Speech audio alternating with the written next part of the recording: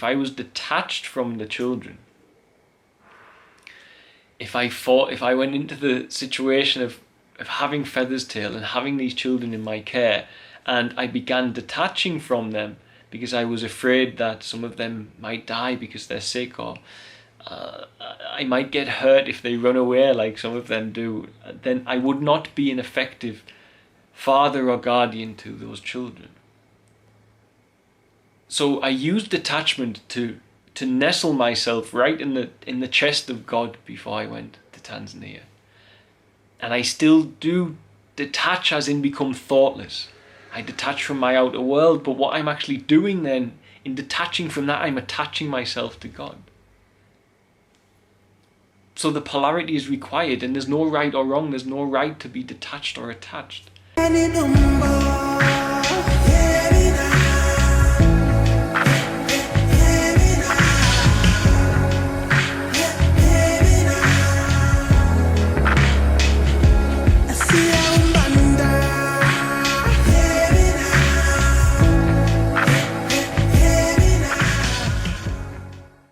Hey, so I just recorded a video about faith and how it was for me going to Tanzania without taking a leap of faith to go into Tanzania on my own after I'd been in the comfort of with friends and family visiting and stuff.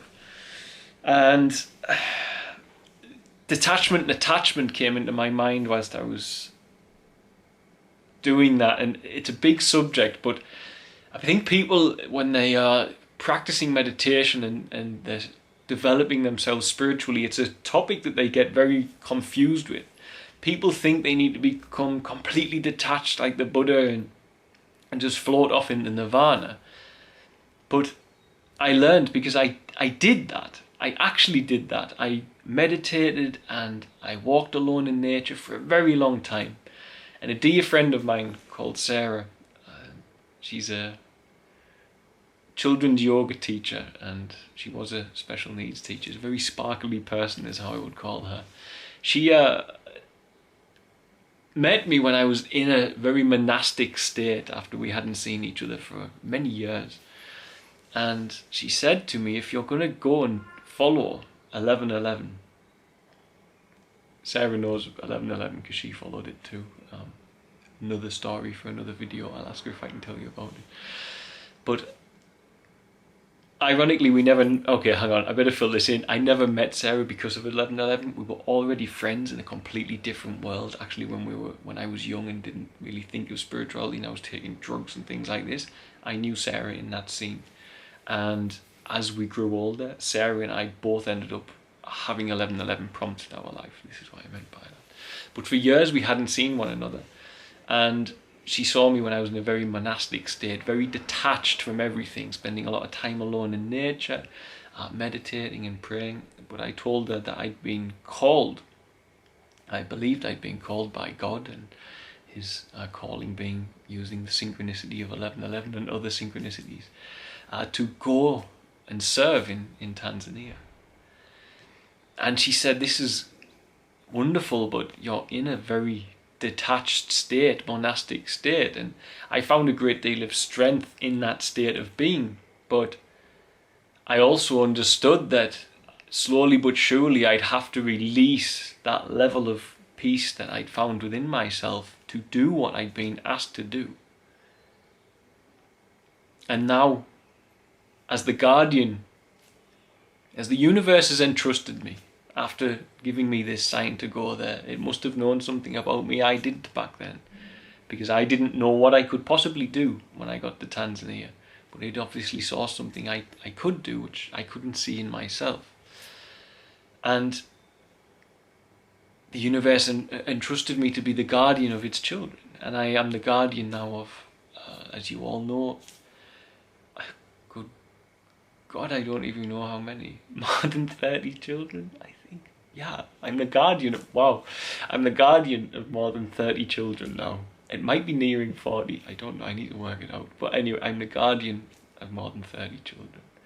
And I don't mean that just in a legal sense. I have a document not far from me given to me for the Charity Commission to say that guardianship of the children is under the care of myself and the organisation I've begun out there, from Tanzanian Welfare. And I mean, guardianship is what I mean. The universe entrusted me to care for these children, to provide for these children as their guardian on a much deeper and more spiritual level. And as I've progressed in my life, back then when I was first coming into Tanzania, I was nervous because I felt my detachment was important. I was confused in my spiritual self. I believed back then detachment was quite important. But now as I see my relationship with all of these children and with the other 500 and something and the others, the elderly and the dogs, and I see how desperately important attachment is in my life as well as detachment. And the universe must have known this about me. Because when I love something, I want to love it with everything I have. I don't want to hold back or have anything get in the way of that love. I want to be 100%. If I love you, I love you. This is how it has to be with me. And I'm blessed that I found Fritzi, because Fritzi is very much like I am in that sense. And because of that, our love together is a very powerful thing between us, because we don't like to put any boundaries or restrictions on it, any fear or anything like this. We just like to love. And in being attached to the children and loving them so much, it drives me in a huge way. Whereas if I was detached from the children, if I went into the situation of having Feather's Tail and having these children in my care, and I began detaching from them because I was afraid that some of them might die because they're sick, or I might get hurt if they run away like some of them do, then I would not be an effective father or guardian to those children. So I used detachment to nestle myself right in the chest of God before I went to Tanzania.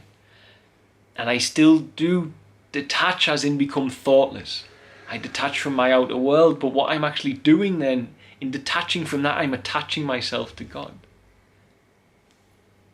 So the polarity is required, and there's no right or wrong, there's no right to be detached or attached.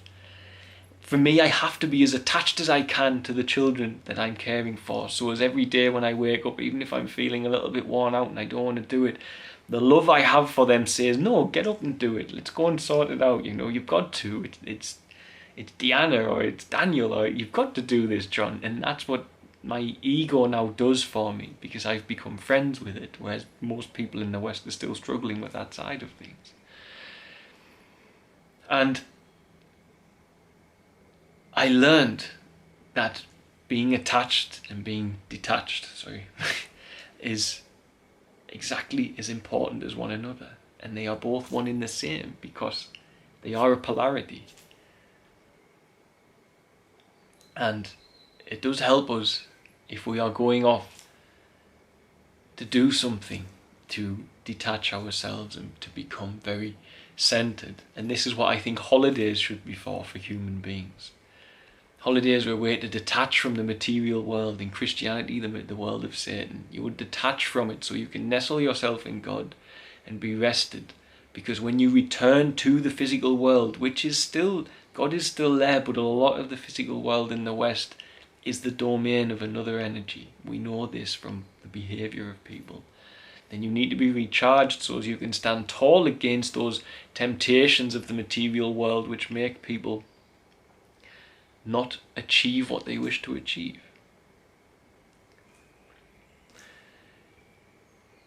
Instead, most holidays in the West, as I recall it, as I am on a holiday now, most holidays as I recall it is more about people burying their head in the chest of Satan, going out and getting drunk, and for men at least, going out and getting, and women, but for men's holidays a lot of the time as young men, going out getting drunk and chasing girls.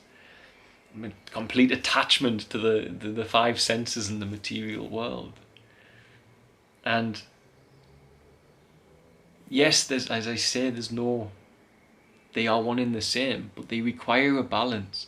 You can't constantly be attached to the material world, which is where the problems are arising from, because people don't know to detach from it to attach to the spiritual world. And this is where balance comes in.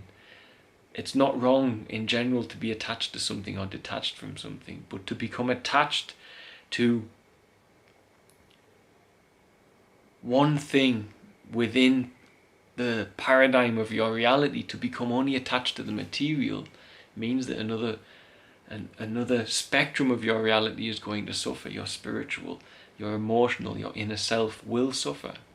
That's why we see angry louts when they're drinking alcohol and they haven't learned to switch off the TV and go within and detach from the material world. They're always outside themselves in the material world. And this leaves a person unhappy. This leaves a person with a disturbed mind. So, for me, I understand now that attachment and detachment are fine. You don't need to seek in spirituality to be detached from everything.